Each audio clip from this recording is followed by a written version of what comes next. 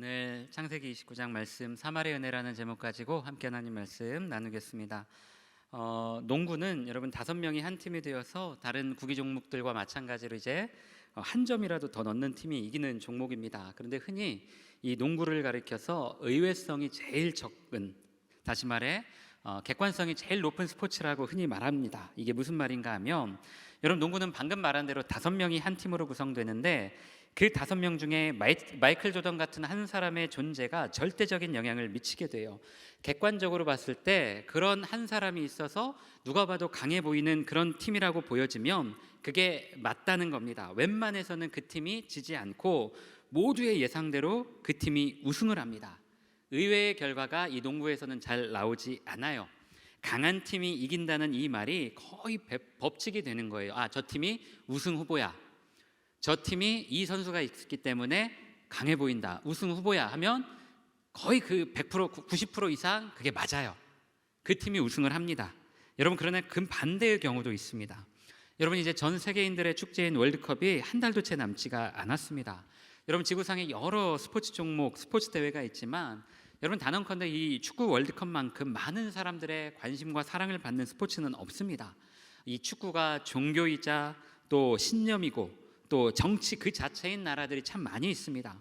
여러분, 축구가 가진 매력이 그만큼 크다는 반증일 것이죠. 여러분, 많은 전문가들이 이 축구가 가진 가장 큰 묘미를 꼽을 때 뭐를 꼽냐면 이 농구와는 반대로 이 의외성을 말합니다. 다시 말해 그 의외의 결과가 굉장히 많이 일어난다는 거예요. 여러분, 2010년 이후로 세계 축구는 메시라는 선수 그리고 호날두, 이 두 선수로 양분되었어요. 흔히 이제 이 두 사람 모두 뭐 인간계가 아니라 이제 신계에 들어섰다고 할 정도로 이 현대 축구의 상징과도 같은 선수들이 되었습니다. 여러분, 그런데 아이러니하게도 두 선수 모두 월드컵에서는 단 한 번도 우승을 한 적이 없어요. 아무리 신계에 진입한 선수가 있다고 해도 무조건 그 팀이 이긴다고 장담할 수가 없는 겁니다. 의외성, 다시 말해 농구와는 달리 의외의 결과가 이 축구에서는 정말 많이 일어나요. 어쩌면 그 의외성의 가장 큰 수혜자가 바로 여러분, 저는 우리나라 국민들일 것 같습니다. 여러분, 4년 전 그 월드컵의 감동 기억하시죠? 우리나라가 독일을 그것도 2대0으로 이길 줄 누가 알았겠어요? 여러분, 전 세계 모든 축구 팬들과 당시 그 경기장에 모였던 사람들은 어느 누구도 여러분 대한민국의 승리를 예상하지 않았고, 또 디펜딩 챔피언인 그 독일이 그렇게 예선에서 쓸쓸히 퇴장하기를 바라는 사람도 없었습니다. 대부분의 우리 국민들조차도 설마 우리가 독일을 이기겠어? 세계 랭킹 1위의 독일을 우리가 이기겠어? 그냥 졌지만 잘 싸웠다 정도만 돼도 충분하다. 여러분, 그 정도만 해도 만족한다였는데 여러분, 대한민국이 독일을 2대0으로 이겼어요. 여러분, 아직도 그때를 생각하면 그거 보다가 우리 아들하고 진짜 눈물 날 뻔했습니다. 와, 우리가 이겼어. 여러분, 그때 처음으로 제가 강한 자도 약한 자를 이길 수 있고, 강한 자도 약해질 수 있고 약한 자도 강해질 수 있는, 어쩌면 이게 하나님 나라의 표본일 수 있겠다, 제가 그 생각을 처음 해봤던 것 같아요. 여러분, 물론 강한 자가 이긴다는 이 법칙이 축구에서도 당연하게 통용되는 정설이고 그런 일이 훨씬 더 많이 일어나겠지만, 여러분, 그럼에도 불구하고 이 의외성이 많기 때문에 오늘도 전 세계 축구 팬들이 지금 TV 앞에서 그 월드컵만을 손꼽아 기다리고 있는 것일지도 모르겠습니다. 여러분, 오늘 본문 말씀은 이제 베델에서 하나님을 경험한 야곱이 외삼촌 라반의 집에 당도하는 그 이야기를 그리고 있어요. 태어나서 단 한 번도 이 부모님 품을 떠난 적이 없었던 이 야곱이 그 춥고 배고프고 쓸쓸한 길바닥 한복판에서 하나님을 경험하게 됩니다. 여러분, 야곱은 최고의 스승이자 목회자였던 아버지 이삭과 어머니 리브가 그 품에 있을 때는, 그 리브가와 함께 있을 때에는 하나님을 전혀 찾지도 않았고 하나님을 제대로 알지도 못했었는데, 여러분, 그 외로운 삶의 현장에 나와서야 비로소 하나님이 보이게 됩니다. 그러고 보면 여러분, 뭔가 안전하고 좋은 환경에서 만나게 되는 그 하나님, 그 주님의 존재도 있지만 불안하고 고통스러운 그 삶의 현장, 나 혼자 덩그러니 있는 것 같은 그 지독한 외로움의 현장에서 하나님을 만나게 될 때도 참 많이 있습니다. 여러분, 그렇기 때문에 우리는 그 삶의 현장을 두려워해서는 안 됩니다. 하나님은 우리가 이 안전한 교회 현장에 있을 때만 우리를 만나주시고 은혜 주시는 것이 아니라, 여러분, 나 혼자만 덩그러니 남겨져 있는 것 같은 그 무섭고 외로운 현장에서도 우리를 만나주시고 말씀해 주시기 때문이에요. 그곳에 은혜가 있고 그곳에 하나님의 기쁨이 있음을 우리 청년들이 다 기억하고 꼭 알았으면 좋겠습니다. 여러분, 야곱이 외삼촌 라반이 사는 지역의 당도에서 그 지역 목자들과 처음 조우하게 됩니다. 그리고 자기 외삼촌 이 라반의 그 존재를 물었더니 그 사람들이 나 라반 안다, 라반이 지금 살아있다, 그렇게 라반의 신원을 확인해 줍니다. 여러분, 라반 또한 그 지역에서 상당한 부를 쌓은 거부였기에 아마도 지역 사람들이 다 알고 있었던 것 같아요. 여러분, 그러다 때마침 이 양떼를 몰고 오는 그 라반의 딸, 둘째 딸 라헬을 만나게 되죠. 여러분, 그 긴 여정 가운데, 그 여정 동안 사람 구경 제대로 한번 못하고 외롭고 힘들게 여기까지 왔는데 그 라헬의 딸, 라반의 딸, 자기 그 사촌의 존재가 얼마나 반가웠을까요? 여러분, 그 반가움이 오늘 우리가 읽은 이 본문 바로 앞에 11절 12절에 잘 드러납니다. 그가 라헬에게 입맞추고 소리내어 울며 그에게 자기가 그의 아버지의 생질이요 리브가의 아들됨을 말하였더니 라헬이 달려가서 그 아버지에게 알림해. 여러분, 많은 과정들이 생략되어서 그렇지 그 옛날 옛적에 그 먼 길을 자기 집을 떠나 이렇게 오면서 마냥 평탄하게만 왔겠어요? 여러분, 그렇게 고생해서 도착했는데 정말 우연찮게 그 라반의 딸 라헬을 만나게 된 겁니다. 얼마나 반가웠을까요? 얼마나 반가웠으면 이 야곱이 눈물까지 흘리며 그렇게 반가움을 표했을까요? 이 야곱의 눈물에 정말 많은 것들이 내포되어 있는 것 같아요. 여러분, 그리고 여기서부터 야곱의 러브 스토리가 시작이 됩니다. 야곱이 라헬을 사랑하게 돼요. 그리고 이후부터는 우리가 너무나 잘 아는 내용이죠. 야곱이 라헬을 얻는 대가로 외삼촌 라반에게 7년의 그 무보수 노동을 약속했는데 이 라반의 속임수로 인해서 레아 그 큰딸 레아와 먼저 혼인하게 되고 이 라헬을 얻는 조건으로 다시 7년간 더 도합 14년을 무보수로 일을 하게 돼요. 여러분, 야곱이 얼마나 로맨티스트였는지 오늘 본문 20절이 이렇게 말합니다. 야곱이 라헬을 위하여 7년 동안 라반을 섬겼으나 그를 사랑하는 까닭에 7년을 며칠까지 섬겼더라. 우리 자매들 이런 형제 만나면 좋겠죠?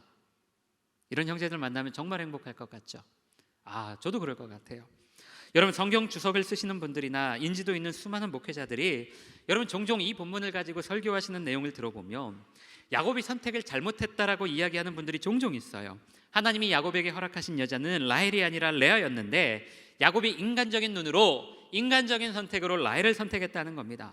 여러분, 제가 이런 설교 종종 진짜 제가 실제로 제 현장에서 들은 적도 있는데 제가 그 설교 들으면서 도대체 본인들은 얼마나 매번 그렇게 하나님의 뜻을 잘 분별하길래 다른 사람 결혼까지도 이렇게 분석할 수 있는 건지 제가 실소를 금할 수가 없었어요. 여러분, 제가 한번 우리 형제들 한 번만 질문해 볼게요. 여러분, 나중에 미래에 여러분의 배우자를 위해서 무보수로 10원 한 푼, 10원 한 장 받지 않고 14년간 막노동할 수 있을 것 같아요? 왜 대답이 없죠? 여러분, 이게 그렇게 쉽게 말할 수 있는 게 아니에요. 여러분, 상대에게 특별한 귀책 사유가 없지만 성격 차이만으로도 지금 이혼하는 세대예요. 그게 현실이에요. 그런데 한 여자를 위해서 자기 인생의 14년을, 그것도 10원 한 장 안 받고 무보수로 14년을 바친다고요? 여러분, 이게 쉬운 문제가 아니에요. 그만큼 야곱이 라헬을 사랑한 겁니다.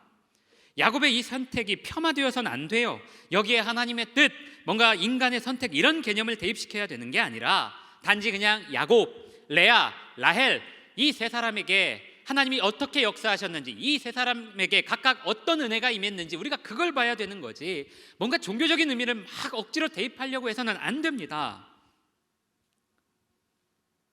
여러분, 결국 성경이라는 것이, 만약에 그렇게 되면 결국 성경이라는 것이 레아처럼 예수님의 족보에 있는 그런 사람들에게만 하나님의 은혜가 흘러갔다는 그런 이야기인데, 여러분 그럴까요? 아니요, 성경은 절대 그런 책이 아니에요. 여러분, 성경은 지금의 우리 사회처럼 유능한 몇 사람을 위해 나머지를 들러리로 전락시키는 그런 걸 대변하는 그런 책이 아닙니다. 여러분, 오늘 우리가 이 부분에 좀 주목해 보려고 해요. 저는 이 부분에 좀 주목해 보려고 해요. 본문 17절 18절에 보면 이렇게 나와요. 레아는 시력이 약하고 라헬은 곱고 아리따우니 야곱이 라헬을 더 사랑함으로 대답하되 내가 외삼촌의 작은 딸 라헬을 위하여 외삼촌에게 7년을 섬기리이다.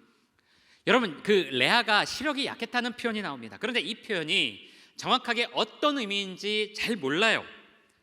알 수가 없습니다. 표준 세번역은 이 부분을 눈매가 부드럽다라고 번역을 했는데, 눈매가 부드러워서 눈에 총기가 없었다, 총명하지 못했다, 그냥 이 정도로 해석하는 게 일반적인 수준이에요. 어느 누구도 이거에 대해서 확실하게 해석하는 사람은 없어요. 여러분 그렇다면 이 경우에는 대조법으로 해석해야 되는 게 맞아요. 여러분 17절에 뒤에 나오는 그 라헬이 곱고 아리따웠대요. 결국 앞에 나오는 레아가 시력이 약했다는 표현이 정확히 무엇을 말하는 건지는 모르겠지만 뒤에 나오는 라헬과 대조되는 표현일 겁니다. 의역하자면 라헬은 곱고 아리따웠는데 레아는 못생기고 뭔가 여자로서 매력이 없었다는 거예요. 여러분 야곱이 라헬을 사랑한 이유는 너무 간단하고 단순해요. 예뻤으니까. 여성으로서 뭔가 매력이 느껴졌기 때문에 야곱이 라헬을 사랑한 겁니다. 여러분 아무래도 청년부 오래 하다 보면 청년들에게 자주 듣는 질문 중에 하나가 사모님하고 언제 만났습니까? 사모님하고 어떤 계기로 결혼을 결심하게 되셨어요? 이런 질문 많이 받아요. 제가 여러 가지 이야기를 해요. 뭐 이런 이쪽도 있었고 저런 이야기도 있었고 아무튼 여러 가지 경험들이 있어서 나는 이 사람과 결혼을 했다, 나는 이 사람과 교제를 했다, 뭐 그런 얘기를 해요. 여러분 그래도 가장 솔직한 저의 마음은 그냥 저희 와이프가 예뻤어요. 사랑스럽고 뭔가 예뻤고 여성으로서 매력이 참 많았어요. 지금도 그렇고요. 그래서 매일 같이 있고 싶었어요. 보고 싶었고요. 원고에는 없는 내용이지만 그래서 군 생활할 때 주말에 근무 없을 때는 몰래 진짜 제가 나중에 한번 얘기할 기회가 있을 텐데 몰래 저기 김포에서 공주까지 진짜 걸렸으면 큰일 났죠. 그렇게 왔습니다. 와이프가 보고 싶어서. 여러분 제가 제 아내가 예뻐서 선택한 게 잘못인가요? 하나님의 뜻은 다른 여자였는데 내가 인간적인 눈으로 인간적인 선택을 해서 내 와이프가 예뻤으니까 그런 선택을 했으니까 그게 잘못된 거예요? 여러분 그렇지 않아요. 여러분 우리가 사는 세상은 뭐 하나님의 창조 원리라고까지 말하기에 조금 거창할 수도 있겠지만 뭔가 일정한 법칙과 질서에 의해서 움직이고 있어요. 법으로 규정되어지거나 뭔가 문자로 규정되어 있지는 않지만 모든 사람들이 그 순리 안에 살고 있습니다. 여러분 그리스 헬라 철학은 이 법칙을 로고스라고 말했어요. 그래서 요한복음의 저자는 그들이 이해하기 쉬운, 당시에 그 헬라 사람들이 그리스 사람들이 이해하기 쉬운 이 로고스 개념을 차용해서 하나님의 말씀이 곧 로고스이다, 다시 말해 세상을 움직이고 만들어가는 법칙이라는 것을 그 요한복음의 수신자들에게 말하고 있어요. 여러분 해가 동쪽에서 뜨면 어디로 져요? 서쪽으로 지죠. 대한민국 같은 경우에는 봄이 지나면 여름이 오고 여름이 지나면 가을이 오고 가을이 지나면 겨울이 옵니다. 스포츠 경기는 강한 팀이 이겨요. 뛰어난 선수들을 많이 보유하고 있는 팀이 거의 대부분 이겨요. 여러분 오늘 야곱이 라헬을 선택한 결과도 똑같습니다. 남자는 당연히 예쁜 여자를 좋아해요. 이게 당연한 세상의 이치이자 순리입니다. 여러분 거기에 뭐 하나님의 뜻, 하나님의 계획 이런 걸 갖다 붙이는 게 아니라 그냥 그게 세상의 질서예요. 그게 하나님 만드신 순리 안에서 그냥 이루어져 가는 과정이에요. 여러분 저는 가끔 이 땅의 교회들이 뭔가 하나님의 성품을 설명하면서 뭔가 기적과 역전 이런 초자연적이고 자극적인 결과만을 강조할 때 마음이 어려울 때가 참 많이 있어요. 여러분 기적의 하나님, 뭐 역전의 하나님 이런 말도 틀린 게 아니에요. 이런 말도 맞아요. 그러나 여러분 하나님 대부분 당신의 그 창조 질서와 섭리 안에서 뭔가 큰 개입 없이 그냥 그 순리대로 가도록 지켜보시는 경우가 대부분이에요. 그런 경우가 많아요. 가끔은 그게 잘 이해가 안 되고 받아들이기 힘들어서 대들기도 하지만 여러분 그럼에도 불구하고 하나님 당신의 그 질서 안에서 이 세상을 움직여가고 계세요. 여러분 제가 작년에 금요에서 그 설교하면서 창세기 35장 그 엘베델 설교하면서 그 대학 시절에 제가 전도여행 때 만난 그 여집사님 가정 이야기를 한 적이 있어요. 저희가 그 토요일 오후에 잘 곳이 없고 먹을 곳이 없었는데 저희들을 걷어주시면서 먹여주시고 또 재워주셨어요. 그러면서 집사님 본인의 그 가정 이야기를 하셨어요. 그 군대 간다던 아들이 여행 가서 그 불의의 사고로 그 아들을 가슴에 묻었고 딸도 불의의 사고를 당했는데 남편도 시한부 말기 암 환자였습니다. 하필이면 저희를 만나던 날이 그 남편분이 처음으로 같이 교회를 가기로 약속한 날이어서 저희가 그 집사님하고 그 남편분 모시고 같이 교회에 갔어요. 이 남편분 그 주머니에서 꼬깃꼬깃한 그 5,000원짜리 한 장 꺼내서 헌금하시던 모습이 아직도 기억에 참 많이 나요. 여러분 그날이 전도여행 마지막 날이라 집사님과 작별 인사를 하고 제 기억에 한 2달 뒤에 집사님께 한번 인사드리러 그 운영하시던 식당으로 갔습니다. 여러분 그 남편분 돌아가셨을까요? 살아나셨을까요? 제가 이 설교 얼마 전에 한 몇 달 전에 그 수요 오전 예배 때 작년 성도님들께도 똑같이 했는데 대부분 다 자신 있게 말씀하시더라고요. 제가 돌아가셨을까요? 살아나셨을까요? 하니까 대부분 다 살아나셨어요 그러시더라고요. 여러분 그렇지 않아요. 그 남편분 돌아가셨어요. 그 집사님이 간절히 기도하셨고 저희 팀원들도 주일 아침에 눈물로 하나님께 간구했는데 하나님 좀 연장시켜달라고, 살려달라고. 하나님 겨우겨우 이제서야 기도의 제목이 이루어졌는데 하나님 이 가정 좀 살려달라고, 이 남편분 살려달라고 그렇게 눈물로 기도했는데 하나님이 데려가셨어요. 하나님 왜 데려가셨는지 모르겠어요. 그럼에도 불구하고 20년이 지난 지금도 저희가 다시 그 집사님 방문했을 때 내 새끼들 어서 오라고 저희를 두 팔 벌려 안아서 환영해 주시던 그 여집사님의 모습을 저는 잊을 수가 없어요. 내 새끼들 어서 오라고, 잘 왔다고, 밥 먹자고. 여러분 그런데 요즘 기도에 대해 강의하고 설교하는 사람들이 하는 이야기 들어보세요. 기도가 무슨 피타고라스 공식인 것처럼 이렇게 해야 하나님이 들어주신다, 이렇게 하면 하나님이 안 들어주신다, 너의 기도를 점검하고 확인하라고 하는데 여러분 제가 자신 있게 얘기할게요. 여러분 기도해도 안 되는 건 안 돼요. 여러분 기도 안 해도 되는 건 돼요. 그럼 기도하지 말아야 되냐? 아니에요. 기도해야죠. 뭘 위해서 기도해야 되냐면 하나님의 뜻이 내 삶 가운데 이루어지게 해달라고.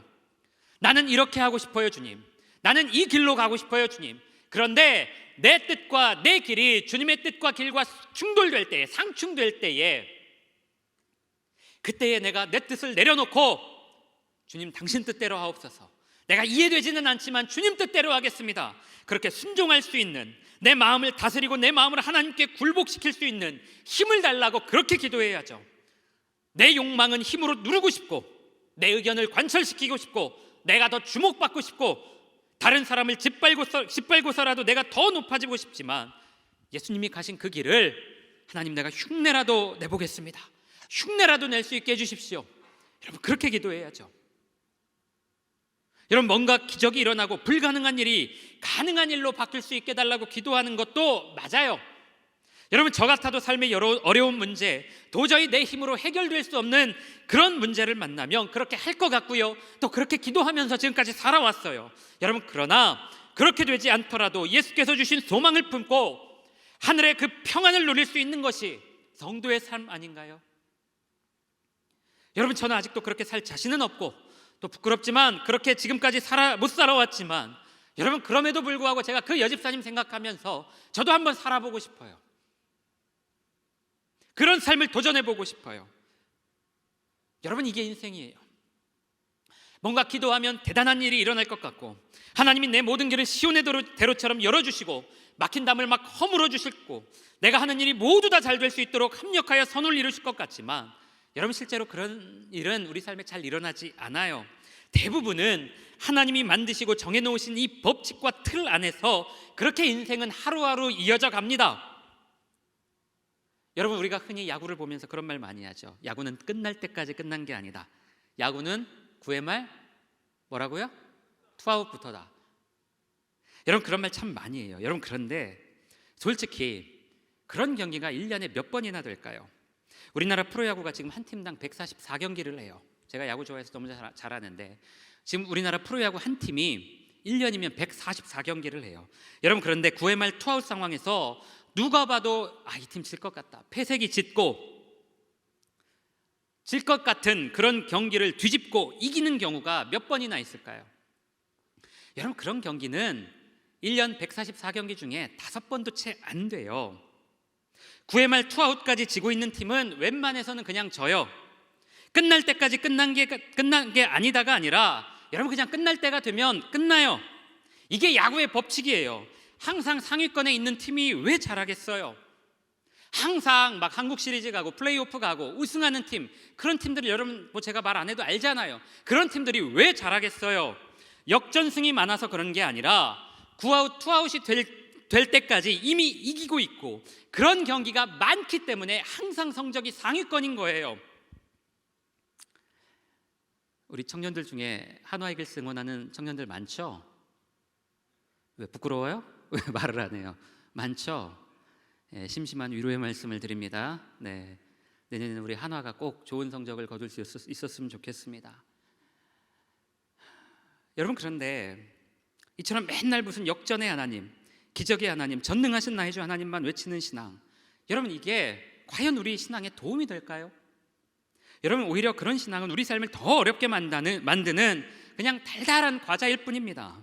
여러분, 제가 한번 간증했잖아요. 제가 고등학교 때 공부만 안 하고 교회에서 노는 게 즐거웠기 때문에 수능을 못 본 거예요. 하나님이 저를 안 도와주셔서 제가 수능을 못 본 게 아니라 제가 공부 안 했기 때문에 수능을 못 본 거예요. 누굴 탓하겠어요? 여러분, 그런데 저는 그때 억울해서 하나님께 막 따졌어요. 저희 교회 그 교육관 옛날 교회여서 리모델링 하기 전 교회여서 그냥 이거 예전에 그 교회 그 마룻바닥이었는데 거기서 떼굴떼굴 구르면서 막 하나님께 따졌어요.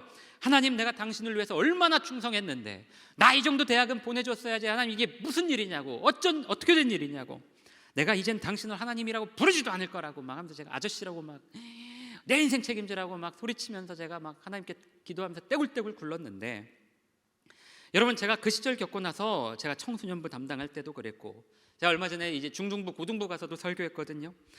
갈 때마다 제가 우리 청소년들 만날 때마다 했던 이야기는 똑같고 한결같았어요.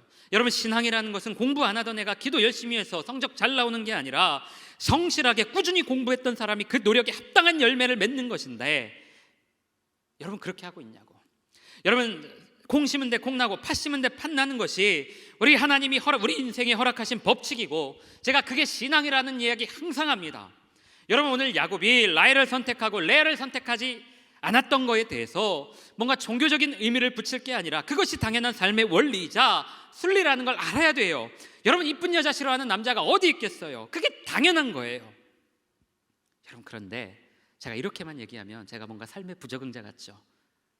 그렇죠? 굉장히 삶에 회의적이고 이 사회의 부적응자 같이 느껴지잖아요. 이 교회에 뭔가 소망이 없는 사람 같아 보이는데, 여러분 그렇지 않아요. 저 교회에 소망이 없다고, 아니 다시 말하면 내 인생에 소망이 없다고, 하나님이 내 인생 돌보지 않으신다고 막 그 확신을 가지고 교회 떠났던 사람이에요. 여러분, 그런데 그랬던 사람이 다시 돌아와서 여러분 만나고 있다면, 여러분 제 안에 뭔가가 있기 때문에 다시 돌아온 거 아닐까요? 제 안에 뭔가 있었기 때문에 제가 다시 교회 현장으로 돌아오지 않았을까요?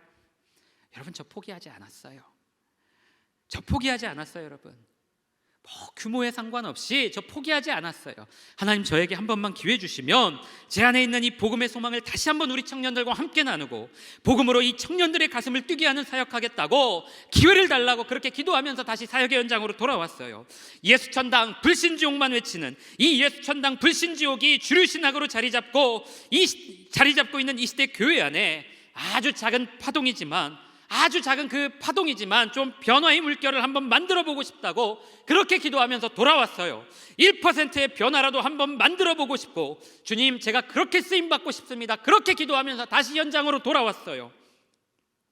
여러분, 인생이라는 것이 그렇게 모든 부분에서 다 그냥 고정적으로 픽스되고 정해진 법칙과 순리대로만 간다면, 여러분, 우리가 주님을 왜 믿겠습니까? 어차피 다 정해져 있는데. 여러분, 아까 말한 대로 그냥 어차피 될 놈만 되고 안 될 놈은 안 되는 게 인생이라면 기도할 이유가 없죠. 뭐하러 기도해요? 여러분, 그러나 이 순리와 법칙 안에 하나님의 돌보심의 은혜가 있어요. 하나님의 그 사랑의 은혜가 있어요. 그 순리와 법칙에서 벗어난 인생에게도 하나님의 돌보심과 사랑의 은혜가 있다라는 겁니다. 여러분, 그 순리와 그 본능과 순리대로 살았던 야곱과 라헬의 그 인생 밖에서 그냥 철저히 소외된 것처럼 보였던 그 레아의 삶에도 하나님의 은혜가 있었어요. 야곱의 우리 시대 언어로 이야기하면 그냥 얼굴이 너무 못생기고 매력적이지 않아서 야곱의 선택을 받지 못했고 동생에게 모든 관심과 사랑을 빼앗겼지만, 여러분, 그럼에도 불구하고 하나님이 이 레아의 삶을 돌보셨어요. 소외된 인생에게도 하나님의 은혜가 있었습니다. 여러분, 오늘 우리가 읽지는 않았지만 29장 31절이 이렇게 말합니다. 여호와께서 레아가 사랑받지 못함을 보시고 그의 태를 여셨으나 라헬은 자녀가 없더라. 여러분, 하나님이 일하시는 방식은 야곱한테 나타나셔서, 야, 널 레아는 왜 안 사랑하냐 임마, 똑같이 사랑해야지, 너 가만 안 둔다, 이렇게 협박하시는 게 아니라 그 야곱의 모든 감정과 삶의 방식을 인정하시면서도 그 야곱의 어떤 그 사랑 밖으로 밀려나서 소외된 것 같아 보이는 레아에게 찾아가셔서 위로하시고, 내가 너도 돌보고 있다, 너에게도 내가 사랑을 주고 있다, 그렇게 말씀하시는 분이 하나님이시라는 거예요. 그게 하나님의 은혜라는 겁니다. 여러분, 오늘 내 인생이 세상의 관심과 뭔가 이 가까운, 내 주변에 가까운 사람들의 그 사랑에서 멀어진 것 같고 소외된 것 같아 보이는 그런 인생처럼 느껴져서 삶이 고단하고 힘들 때, 그럼에도 불구하고 내 삶에 찾아오셔서 위로하시고 힘주시는 하나님이 여러분 우리 하나님이심을 여러분 믿으셔야 돼요. 여러분 꼭 기억하셨으면 좋겠어요. 여러분 세상의 순리와 이치, 그 바깥에 있는 인생에게도 우리 주님은 사랑과 은혜를 베푸신다는 것을 여러분 꼭 기억하세요. 여러분, 레아의 하나님이 여러분 저와 여러분의 하나님입니다.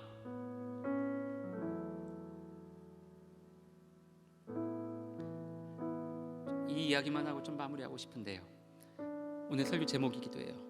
여러분, 가끔 우리 전도사님들이나 목사님, 후배 교역자들이 찾아와서 같이 좀 이야기 나눌 때가 있어요. 커피 한잔 하면서. 그러면 꼭 빠지지 않는 주제가 있어요. 이제 다 설교가 어렵다는 거예요. 설교에 대한 어려움을 토로해요. 여러분, 설교 힘들죠. 매주 하나님 말씀이라고 전하고는 있지만 여러분 어쨌든 여러분 들으면서 다 평가하잖아요. 오늘 목사님 설교 좋았네, 오늘 목사님 설교 안 좋았네. 여러분, 뭔가 늘 평가받아야 된다는 이 부담감 때문에 여러분 저도 죽을 것 같아요. 군생활하면서 당직 근무만 없으면 군생활 10년이라도 하겠다 그 생각했는데, 정말 설교만 없으면 목이 편하게 하겠다라는 생각 참 많이 해요. 그런데도 해야 돼요. 힘들지만 해야 되는 게 설교입니다. 그래서 늘 부담되지만 죽을 힘을 다해서 하려고 해요. 여러분, 그런데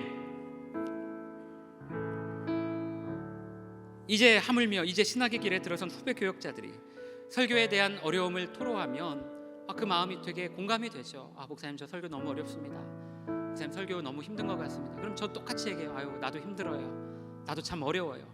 10년을 넘게 지금 14년 15년을 했는데도 매주 힘들어요. 청년들 앞에 서는 거 쉽지 않아요. 부담스럽고 안 서고 싶어요. 부끄럽기도 하고 힘듭니다. 나도. 그렇게 위로를 하죠. 그러면서 제가 꼭 하는 이야기가 있어요. 오늘 어쩌다 보니까 이 스포츠 이야기가 많은데 죄송해요. 한 번만 더 얘기할게요. 제가 아까도 얘기했지만 개인적으로 야구를 참 좋아해요. 왜 좋아하냐면 야구가 인생과도 참 비슷한 것 같습니다. 끝날 때까지 끝난 게 아니다, 9회 말 투아웃, 야구는 9회 말 투아웃부터다, 이런 말 때문에 제가 인생과 비슷하다고 말하는 게 아니에요. 여러분, 야구에 보면 타율이라는 게 있어요. 들어봤죠? 타율. 이 타자가 쉽게 말해서 타석에 몇 번 들어갔는데 몇 번 안타나 홈런을 쳤는가, 그 횟수를 퍼센테이지로 이렇게 수치화한 겁니다. 우리나라 프로야구에서 보통 타자가 1년이면 한 400번에서 500번 정도 그 타석에 선다고 그래요. 그러니까 400번에서 500번 기회를 부여받는 거죠. 계산하기 쉽게 500번이라고 얘기할게요. 1년 동안 500번의 기회를 부여받는데 그 중에 안타나 홈런을 총 토탈해서 150번 쳤다고 하면 이걸 100분율로 계산했을 때 30%의 성공률이 나와요. 여러분, 이걸 한자로 3할이라고 합니다. 할픈리, 3할이라고 해요. 여러분, 3할 별거 아닌 것 같죠? 30%, 별거 아니네, 별거 아닌 것 같죠 3할. 여러분, 그런데 그렇지 않아요. 안타나 홈런을 150번 쳤다는 것은 다른 말로 하면 여러분 350번은 아웃됐다는 거예요. 플라이 아웃이 될 수도 있고 병살타를 칠 수도 있고 아니면 땅볼 아웃, 아니면 삼진 아웃이 될 수도 있는 거예요. 별거 아닌 것 같은데 여러분, 이 3할 별거 아닌 것 같은데 그렇지 않아요. 야구에서 3할은 정말 대단한 겁니다. 여러분, 그렇게 한 시즌 동안 144경기 그 한 시즌 동안 이 야구에서 3할을 치면 억대 연봉을 받아요. 막 스포트라이트를 받습니다. 팀의 중심 타자로. 또 그렇게 꾸준히 5년 이상 3할을 치면 적게는 수십억에서 많게는 100억 이상을 벌어요. 대단한 거예요, 여러분. 여러분, 우리가 생각할 때는 그 30% 성공률밖에 안 되는 게 뭐 그리 대단하냐고 하겠지만, 여러분 우리가 잘 알죠. 바람의 아들 이종범 같은 선수도 그렇고요. 라이언킹 이승엽 같은 선수도 지금은 감독 됐는데, 그런 선수들도 그 선수 시절 통산 타율이 3할이 조금 넘어요. 그런데도 우리나라 프로야구의 레전드라고 막 사람들이 그렇게 추앙하고 그렇게 박수쳐요. 잘 모르는 사람들이 보기에는 3할이 아무것도 아닌데, 여러분 야구에서 3할은 언터처블 같은 영역이에요. 여러분 70%의 실패가 있었는데 30% 성공했다고 그 엄청난 부와 명예가 따라옵니다. 여러분, 제가 후배 사역자들한테 이런 야구 이야기하면서 늘 얘기해요. 전도사님, 목사님, 당신이나 나나 우리 사마를 목표로 설교하자. 1년에 50번 설교한다고 치면 뭐 매주 안타 치고 홈런 치면 좋겠지만 그건 불가능하니까, 당신이나 나나 그건 불가능하니까 우리 사말 50번이라고 하면 우리 15번만 한번 우리 성도들에게, 청년들에게, 그리고 사역하는 아이들에게 은혜와 한번 감동을 끼쳐보자. 우리 그 목표로 한번 열심히 사역해보자. 최선을 다했는데도 불구하고 뭐 그 이상의 결과가 나오면 좋고, 그렇게 결과가 안 나와도 뭐 어떻겠냐, 하나님 뜻이지. 최선을 다해보자. 항상 이야기합니다. 사랑하는 청년들, 어쩌면 이 사말의 은혜가 우리 삶 가운데 또 여기에 있는 모든 청년들에게 다 있어요. 여러분, 세상은 우리에게 부족하고 없는 것, 다시 말해 그 70%의 영역을 가지고 항상 비난해요. 넌 왜 이렇게 이걸 못하냐고. 여러분, 오늘 레아의 삶을 한번 파노라마처럼 한번 그려보세요. 레아의 삶을 여러분 한번 상상해보세요. 레아의 삶도 마찬가지였을 것 같아요. 항상 그녀의 삶의 이 70%, 7알의 영역이 그녀의 삶을 비참하게 했습니다. 여러분, 오늘 처음 보는 이 야곱조차도 이런 선택을 했다면 레아는 아마 태어나서 지금까지 사는 내내 자기 동생 라헬과 비교당하면서 괴로운 인생을 살았을 거예요. 야, 네 동생은 뭐 이렇게 대놓고 말하는 사람이 있을지 없었을지 모르겠지만 네 동생은 이렇게 예쁜데 넌 왜 이렇게 못생겼니? 너 이렇게 해서 시집이나 가겠니? 여러분, 그런데 그 삶에, 그 레아의 삶에 하나님이 남겨주신 사말의 은혜가 있었어요. 하나님이 그녀의 삶을 돌아보셨어요. 사말의 은혜로 레아의 삶을 채우셨습니다. 여러분, 그리고 그거면 충분했어요.